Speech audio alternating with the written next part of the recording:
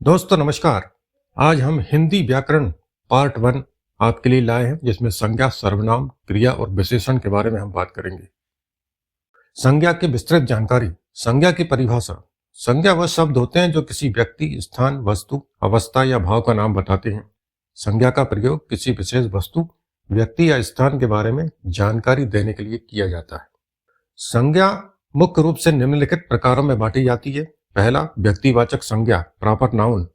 व्यक्तिवाचक संज्ञा उस संज्ञा को कहते हैं जो किसी विशेष व्यक्ति, स्थान या वस्तु का नाम बताती है।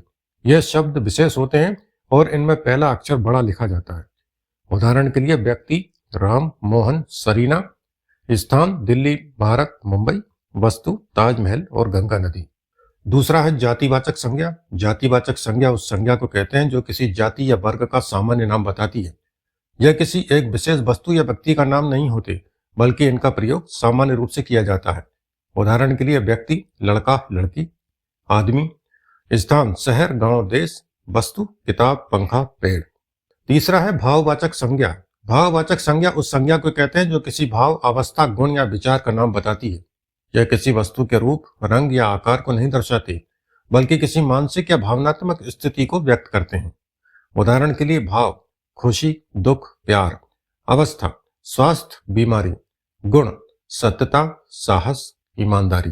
चौथा है द्रव्यवाचक संज्ञा। द्रव्यवाचक संज्ञा उस संज्ञा को कहते हैं जो किसी पदार्थ या सामग्री का नाम बताती है। यह एक निश्चित रूप में नहीं होते, बल्कि किसी खास वस्तु से संबंधित होते हैं, जैसे जल, आटा इत्यादि। उदाहरण के लिए पानी, सोना, लोहा, दूध। पांचवा है सामूहिक संज्ञा। सामूहिक संज्ञा उस संज्ञा को कहते हैं जो किसी समूह या संग्रह का नाम बताती है। ये संज्ञाएं किसी एक चीज या व्यक्ति के समूह को दर्शाती हैं। उदाहरण के लिए पक्षियों का झुंड, शेरों का दल, खिलाड़ियों की टीम। कृषक समुदाय, जनता और परिवार। छठवां है अणुवाचक संज्ञा। अणुवाचक संज्ञा वो संज्ञाएं होती हैं जिन्हें गिना जा सकता है। ये संज्ञाएं हमेशा एक वचन और बहुवचन के रूप में आती हैं। उदाहरण के लिए लड़का एक वचन है, लड़के बहुवचन हैं। किताब एक वचन है, किताबें बहुवचन है। कई बार संज्ञा का रूप बदलने से उसका अर्थ बदल जाता है।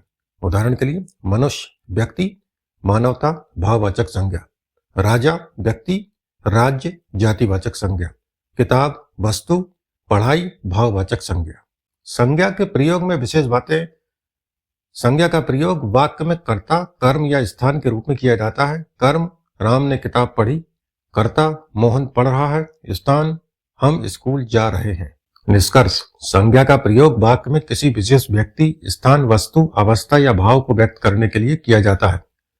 यह शब्द किसी भी भाषा का एक महत्वपूर्ण हिस्सा होते हैं और इनका सही प्रयोग वाक्य की संरचना को अधिक स्पष्ट और प्रभावी बनाता है। सर्वनाम के बारे में विस्तृत जानकारी, उसकी परिभाषा। सर्वनाम वह शब्द होते हैं जो संज्ञा के स्थान पर प्रयोग होते हैं। यह शब्द संज्ञा को रिप्लेस करते हैं ताकि वाक्य में विविधता और संक्षिप्तता बनी रहे। जब किसी वाक्य में बार बार एक ही संज्ञा का प्रयोग हो तो उसे रिप्लेस करने के लिए सर्वनाम का उपयोग किया जाता है। सर्वनाम के प्रकार। पहला, व्यक्तिवाचक सर्वनाम। व्यक्तिवाचक सर्वनाम वह होते हैं जो व्यक्ति, वस्तु या स्थान का स्थानापन्न करते हैं। ये 3 लिंगों पुरुष, स्त्री और नपुंसक और 3 वचनों एक वचन, द्विवचन और बहुवचन में आते हैं। उदाहरण एक वचन पुरुष मैं, तू। स्त्री मैं, तू, वह। बहुवचन पुरुष हम, आप, वे। स्त्री हम, आप, वे। दूसरा है निश्चित वाचक सर्वनाम। निश्चित वाचक सर्वनाम वह शब्द होते हैं जो किसी व्यक्ति, स्थान या वस्तु की स्थिति या निकटता का संकेत करते हैं। यह शब्द संज्ञा के स्थान पर प्रयोग होते हैं और किसी चीज की स्थिति, समय या दूरी को दर्शाते हैं। उदाहरण यह, वह, ये, वे, उसे, ऐसा, वो। उदाहरण का वाक्य है वह मेरे दोस्त का घर है, वे लोग बहुत अच्छे हैं। तीसरा है परस्परवाचक सर्वनाम। परस्परवाचक सर्वनाम वे होते हैं जो 2 या 2 से अधिक व्यक्तियों के बीच परस्पर क्रिया या संबंध को व्यक्त करते हैं। यह शब्द किसी क्रिया के आपसी रूप को व्यक्त करते हैं। उदाहरण के लिए एक दूसरे, आपस में। उदाहरण का वाक्य है वे दोनों एक दूसरे से बहुत प्यार करते हैं। चौथा है प्रश्नवाचक सर्वनाम। प्रश्नवाचक सर्वनाम वह शब्द होते हैं जो किसी प्रश्न को व्यक्त करने के लिए प्रयोग होते हैं। यह शब्द किसी व्यक्ति, वस्तु या स्थिति के बारे में जानकारी प्राप्त करने के लिए इस्तेमाल होते हैं। उदाहरण क्या, कौन, कितना, इसे किधर। उदाहरण का वाक्य है, क्या तुम स्कूल जा रहे हो। पांचवा, निश्चित सर्वनाम। निश्चित सर्वनाम वह होते हैं जो किसी विशेष व्यक्ति, स्थान या वस्तु का संकेत नहीं करते। यह सर्वनाम किसी व्यक्ति या वस्तु की अनिश्चितता या अपरिभाषितता को व्यक्त करते हैं। उदाहरण, कोई, कुछ, किसी, सब, हर, किसी न किसी। उदाहरण का वाक्य है, कोई मेरे पास आ रहा है। छठवां है संवेदनात्मक सर्वनाम। संवेदनात्मक सर्वनाम वह शब्द होते हैं जो किसी विशेषता या कार्य को अधिक महत्वपूर्ण बनाने के लिए प्रयोग होते हैं। इनका उपयोग कर्ता को ही विशेष रूप से इंगित करने के लिए किया जाता है। उदाहरण, स्वयं, खुद, ही। उदाहरण का वाक्य है, स्वयं ही उसने यह निर्णय लिया। निष्कर्ष, सर्वनाम का उपयोग किसी वाक्य में संज्ञा के स्थान पर होता है और यह संज्ञा को रिप्लेस करके वाक्य को संक्षिप्त और प्रभावी बनाता है। सर्वनाम विभिन्न प्रकार के होते हैं जो विभिन्न परिस्थितियों में उपयोग किए जाते हैं, जैसे कि प्रश्न पूछने, वस्तु या व्यक्ति का स्थान बताने या किसी क्रिया का संकेत देने के लिए। क्रिया की विस्तृत जानकारी। परिभाषा। क्रिया वह शब्द होते हैं जो वाक्य में किसी कार्य, घटना या स्थिति को व्यक्त करते हैं। क्रिया यह बताती है कि कोई काम किया जा रहा है, किया गया है या किया जाएगा। क्रिया वाक्य में सबसे महत्वपूर्ण हिस्सा होती है क्योंकि यह वाक्य के भाव या अर्थ को स्पष्ट करती है। क्रिया की विस्तृत जानकारी। क्रिया के प्रकार। पहला प्रकार है साधारण क्रिया। साधारण क्रिया वह होती है जो केवल एक ही कार्य या घटना को व्यक्त करती है। यह एकल क्रिया होती है और वाक्य में मुख्य क्रिया का काम करती है। उदाहरण के लिए, खाना, मैं खाता हूं। लिखना, वह लिखता है। दूसरा है सहायक क्रिया। सहायक क्रिया वह होती है जो मुख्य क्रिया के साथ मिलकर एक विशेष काल, रूप या स्थिति को व्यक्त करती है।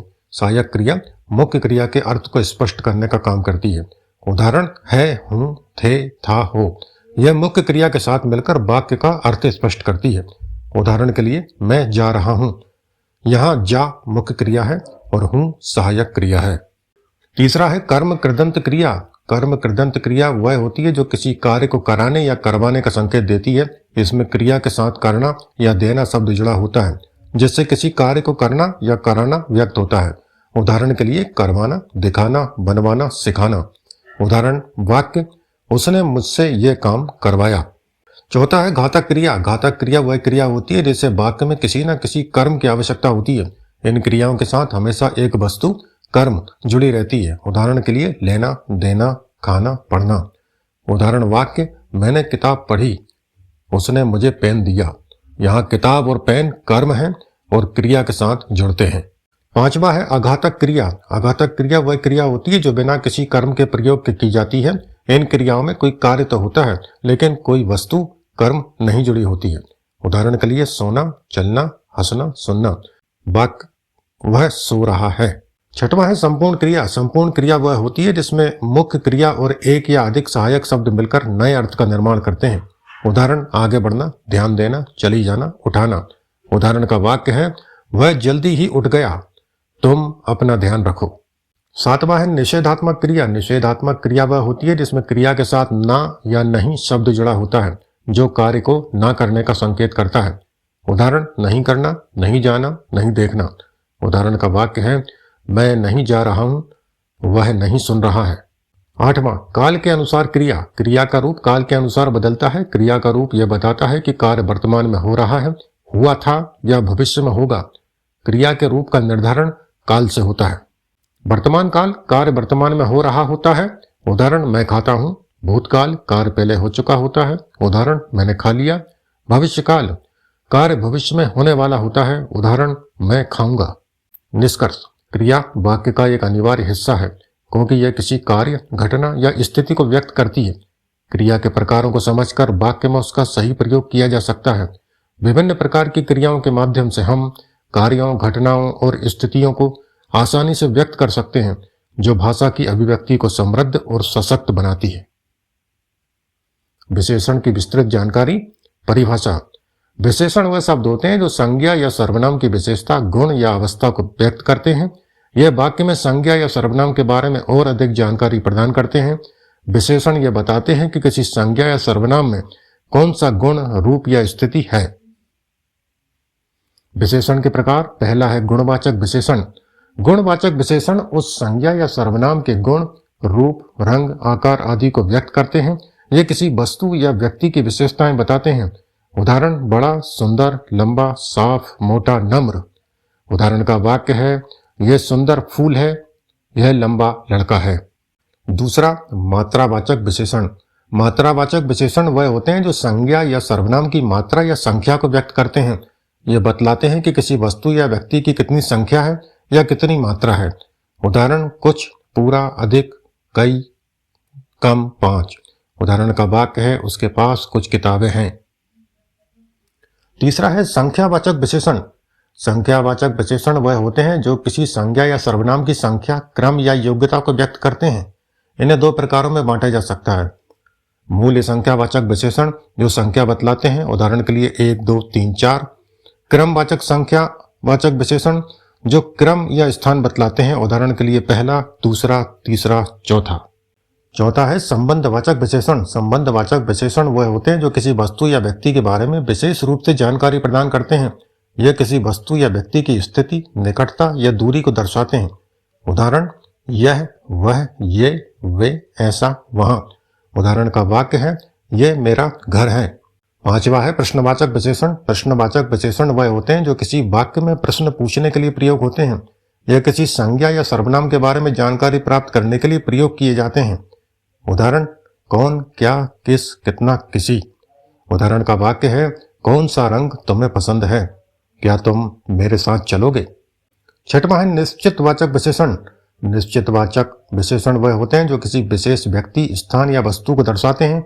यह वाक्य में संज्ञा या सर्वनाम के बारे में स्पष्टता प्रदान करते हैं। उदाहरण: वह, ऐसा, वहां, उसका, सही। उदाहरण का वाक्य है: वह लड़का अच्छा है, उसका नाम राज है। सातवां है अनिश्चितवाचक विशेषण। अनिश्चितवाचक विशेषण वह होते हैं जो किसी संज्ञा या सर्वनाम के बारे में अनिश्चित या अस्पष्ट जानकारी प्रदान करते हैं। यह किसी विशेष व्यक्ति या वस्तु का संकेत नहीं करते हैं। उदाहरण: कोई, कुछ, अनेक, हर, किसी। उदाहरण का वाक्य है: कोई मेरे पास आकर गया था, कुछ लोग बाहर खड़े थे। आठवां है संपूर्ण विशेषण। संपूर्ण विशेषण वह होते हैं जो किसी विशेष गुण या अवस्था को जोर देकर व्यक्त करते हैं। ये वाक्य में एक विशेषता को और अधिक प्रमुख बनाते हैं। उदाहरण: ही, स्वयं, बस, सिर्फ। उदाहरण का वाक्य है: सिर्फ तुम ही मेरे दोस्त हो, वह स्वयं ही सब कुछ करेगा। इसका निष्कर्ष है विशेषण वाक्य में संज्ञा या सर्वनाम की विशेषता, गुण या स्थिति को व्यक्त करता है। इसका उद्देश्य संज्ञा या सर्वनाम के बारे में और अधिक जानकारी देना होता है। विभिन्न प्रकार के विशेषण के माध्यम से हम किसी व्यक्ति, वस्तु या स्थान की विशेषताओं को और अधिक स्पष्ट और प्रभावी तरीके से व्यक्त कर सकते हैं। तो दोस्तों, आज हमने हिंदी व्याकरण पार्ट 1 में संज्ञा, सर्वनाम, क्रिया और विशेषण से संबंधित कुछ बातों पर बात की और हमने इन्हें विस्तृत रूप में समझा। यह आपको सभी प्रकार की परीक्षाओं हेतु अत्यंत सहायक सिद्ध होंगे। आज की वीडियो में इतना ही। नमस्कार।